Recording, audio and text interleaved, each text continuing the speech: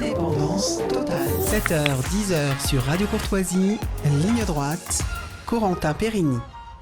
Alors, c'est un énième scandale sanitaire qui touche le monde de l'agroalimentaire. Cette fois-ci, c'est l'eau en bouteille qui est mise en cause. Des grandes marques, de grands industriels auraient caché aux consommateurs que l'eau de leur bouteille provenait d'une eau contaminée. Mais pour cacher tout ça, ils auraient utilisé des systèmes de purification interdites, injection de sulfate de fer, de CO2 industriel, des microfiltrations inférieures au seuil autorisé.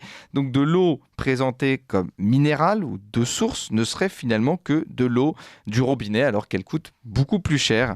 Alors un tiers des marques d'eau en bouteille ne seraient pas conformes à la réglementation. De plus, la cellule d'investigation de Radio France révèle que le gouvernement Macron était déjà au courant de l'affaire. Alors en quoi ce problème est un problème sanitaire ? Est-ce une pratique courante ? Pourquoi notre gouvernement a laissé faire ce genre de pratique ? Pour en parler ce matin, nous sommes avec Christophe Brusset. Bonjour Christophe Brusset. Bonjour Corentin. Alors vous êtes ancien trader de l'agroalimentaire, on vous connaît aussi parce que vous êtes auteur donc de Vous êtes fou d'avaler ça, un industriel de l'agroalimentaire dénonce aux éditions Flammarion, c'était en 2015. Et puis votre dernier livre s'intitule La malbouffe contre-attaque, comment les industriels continuent de vous faire manger n'importe quoi.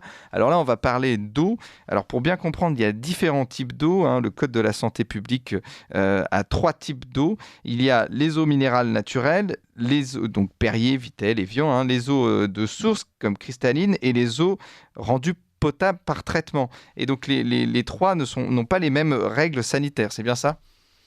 Oui, exactement. Donc, on est censé partir, entre guillemets, de la meilleure qualité, donc c'est-à-dire une source parfaitement pure et préservée, avec des qualités qui sont quasiment des qualités médicinales reconnues, donc presque un médicament, un aliment santé, on va dire, donc les eaux minérales naturelles.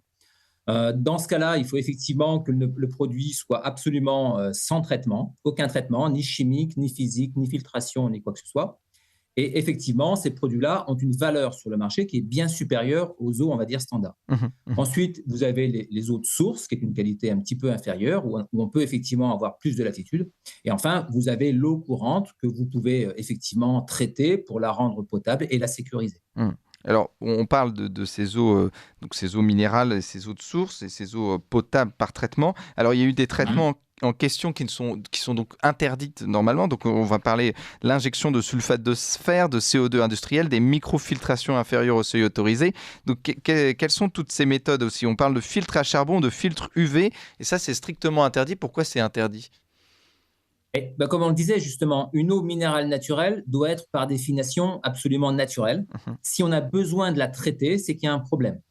Donc ça veut dire que la nappe a été polluée, soit par des éléments chimiques, soit par des éléments bactériologiques, donc des bactéries, Escherichia coli, etc., qu'on connaît bien. Donc pour éliminer ces polluants, on a plusieurs façons. Soit on va tuer les germes. Donc pour ça, on va utiliser par exemple des UV. On a beaucoup parlé du traitement aux ultraviolets. Donc c'est un rayonnement qui va tuer les germes. Ou alors des traitements de microfiltration. Donc, on va avoir des filtres qui vont être avec une maille plus petite que la taille des bactéries, ou aussi des traitements chimiques. Par exemple, le traitement à l'ozone qu'on utilise, par exemple, pour traiter les salades en sachet. Ensuite, si on a des polluants plus chimiques, des pesticides, par exemple, on peut utiliser des filtres, notamment des filtres à charbon actif. Donc, vous voyez, suivant le contaminant, on a des solutions de traitement différentes. Alors justement, quel est l'impact sur l'eau ? Donc l'eau est moins minérale, de moins bonne qualité, évidemment. Enfin, on a plus une eau comme l'eau du robinet, finalement. En fait, tout dépend. C'est-à-dire que si, par exemple, vous avez une contamination par des bactéries et que vous allez faire un traitement aux UV, vous allez simplement détruire les bactéries. Par contre, la teneur en minéraux, etc., ne va pas changer. Ensuite, si vous faites des traitements de filtre au charbon actif, par exemple, ou des traitements avec des traitements chimiques, oxyde, ozone, etc., là, à ce moment-là, vous pouvez modifier la composition du produit. Et effectivement, le produit va être dégradé dans sa composition. Mais si vous voulez, quelque part, le problème n'est pas vraiment là. Le problème est vraiment une fraude avérée, consciencieuse, c'est-à-dire qu'on connaît parfaitement la réglementation. C'est-à-dire qu'on parle de gros fabricants, on parle essentiellement de Nestlé Waters, donc les grandes marques d'eau minérale, qui connaissent la réglementation sur le bout des doigts, qui savent parfaitement ce qui est autorisé et ce qui est interdit, et qui, disons-le clairement, pour sauvegarder leurs profits, vont sciemment dans l'illégalité. Et c'est ça réellement qui est le cœur du problème. Même si ce n'est pas dangereux au niveau du consommateur, le sujet n'est pas là. Parce que justement, l'enquête de Radio France explique des difficultés pour les services de contrôle d'identifier des pratiques délibérément dissimulées. Vous pensez que c'est délibérément dissimulé, c'est-à-dire qu'ils ne sont pas naïfs à ce point-là, ils savaient évidemment ce qu'ils faisaient. Ah non, c'est strictement impossible. La réglementation sur les eaux minérales, elle tient sur 2 pages. Donc c'est simplement, j'allais même dire sur une phrase, c'est-à-dire c'est une eau minérale naturelle sans aucun traitement. Donc vous savez pertinemment que si vous mettez en place des traitements, vous êtes dans l'illégalité. Je veux dire, c'est extrêmement simple. Personne, mieux que les fabricants, ne connaît la réglementation. Ensuite, s'ils ont pris la peine de mettre en place ces traitements, de ne pas les déclarer et de les cacher, c'est bien qu'il y avait une intention, effectivement, de frauder. Et 30% des marques seraient concernées, c'est parce que finalement, donc il va y avoir des sanctions, on en reparlera, mais finalement, le jeu en vaut la chandelle, c'est-à-dire de frauder, et finalement, les bénéfices seront toujours supérieurs aux pertes. Absolument, mais en fait, quelle est l'alternative? C'est-à-dire qu'en tant que fabricant d'eau minérale, vous avez une source, un puits ou un site de prélèvement qui est contaminé. La réglementation vous impose de le fermer. Donc, vous voyez, ça veut dire que vous fermez le robinet. Vous fermez le robinet de l'eau, mais ça veut dire que vous fermez le robinet des euros. Et c'est là que le bas blesse. Donc, là, l'entreprise ou les entreprises concernées se sont trouvées dans une situation où, en fait, soit ils baissaient la production, c'est-à-dire moins capté, moins pompé dans les nappes, soit on trichait, on fraudait et on disait rien à personne. Et alors, quelle est la responsabilité du gouvernement? Parce que donc, dans cette enquête de Radio France, Christophe Brousset, on explique qu'Olivier Véran, Bruno Le Maire et donc Pannier-Runacher étaient tenus au courant. Ils ont indiqué, en réponse aux demandes de l'industriel et après différents échanges avec des représentants de Nestlé Water, le cabinet de la Première ministre Elisabeth Borne à l'époque a accordé à Nestlé, je cite, la possibilité d'autoriser par modification des arrêtés préfectoraux la pratique de la microfiltration inférieure à 0,8 microns. Donc finalement, le gouvernement, au lieu de condamner Nestlé, donc a adapté sa loi. Oui, vous avez raison. Alors effectivement, la filtration en dessous de 0,8 microns, c'est pour débactériser. Donc ça veut dire que Nestlé savait que des zones de captage étaient contaminées par des bactéries. Donc c'était ça le problème. Alors il faut savoir que Nestlé en France est quand même extrêmement influent. Il faut savoir que l'ancien président de l'ANIA, donc l'Association nationale des industries alimentaires en France, c'était Richard Girardot, qui était président de l'ANIA à partir de 2018, sur 3 ans, et c'était l'ancien directeur de Nestlé Waters. Donc, vous voyez quelque part que ces entreprises ont beaucoup d'influence, ont beaucoup de relais d'influence au sein de nombreuses institutions. La plus importante au niveau des industries en France, c'est effectivement l'ANIA. Et effectivement, l'ANIA a l'oreille du gouvernement et des différents ministères. Donc, c'est beaucoup plus facile pour eux d'avoir la bonne personne en face à qui parler, de trouver les arguments pour convaincre. Alors, les arguments, je ne les connais pas. J'imagine peut-être l'emploi, le résultat, l'image de la France, des eaux minérales, etc. Alors, il faudrait voir pourquoi le gouvernement a autorisé ces dérogations, mais c'est absolument anormal.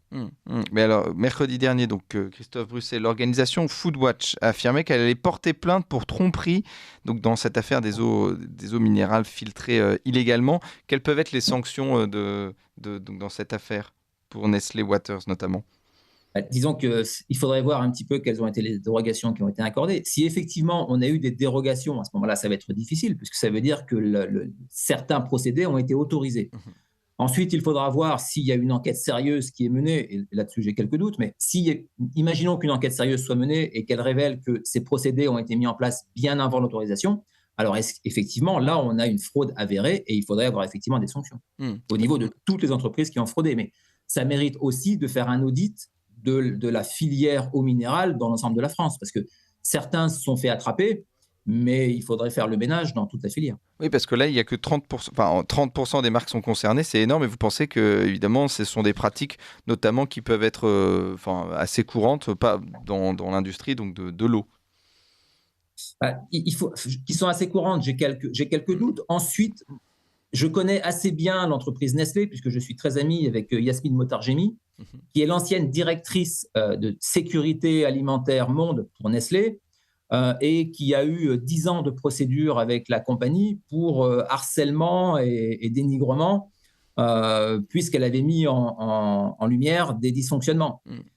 Donc, c'est une entreprise que je suis depuis longtemps, qui a eu quelques scandales sur les bras. On se souvient encore de l'affaire Buitoni il y a quelques années, voire quelques mois, donc c'est encore assez récent. Donc, je ne suis pas surpris, quoi. Vous n'êtes pas surpris, mais vous pensez à ce moment-là que Nestlé Waters, à ce moment-là, donc la santé de leurs clients, finalement, ce n'est pas quelque chose enfin, c'est pas leur priorité. C'est ça qu'on se rend compte que ce n'est pas leur priorité. Parce que quel peut être l'impact, évidemment, d'un mauvais contrôle de l'eau, de ces eaux minéraux? Non, il n'y a pas d'impact sur la santé. Justement, le fait d'avoir mis ces procédés de traitement, c'est justement pour garantir la santé. Oui. C'est-à-dire, ce que veut l'entreprise, on va dire, hein, c'est continuer à faire du business, Oui. mais n'empoisonner personne. Donc, ils ont mis en place des traitements pour sécuriser leur eau. Donc, ils ont mis en place des filtres, des UV, des traitements chimiques, etc., pour que l'eau soit, entre guillemets, pas dangereuse. Oui. Mais en faisant ça, ce n'est plus de l'eau minérale. Voilà. Donc, il y a tromperie, si vous voulez, sur la dénomination du produit. C'est un petit peu comme les lasagnes au cheval, si vous voulez, si vous vous souvenez de cette affaire aussi. C'est-à-dire qu'on vous vend quelque chose, on vous vend de l'eau minérale, de l'eau minérale naturelle, alors que ce n'est plus de l'eau minérale naturelle, et bien entendu que ça ne vaut plus le prix de l'eau minérale naturelle. Oui, c'est ça. Mais sanitairement parlant, et d'ailleurs c'est assez étonnant, j'ai entendu la porte-parole du gouvernement qui disait oui, en fait quasiment il n'y a pas d'affaire parce qu'il n'y a pas de danger.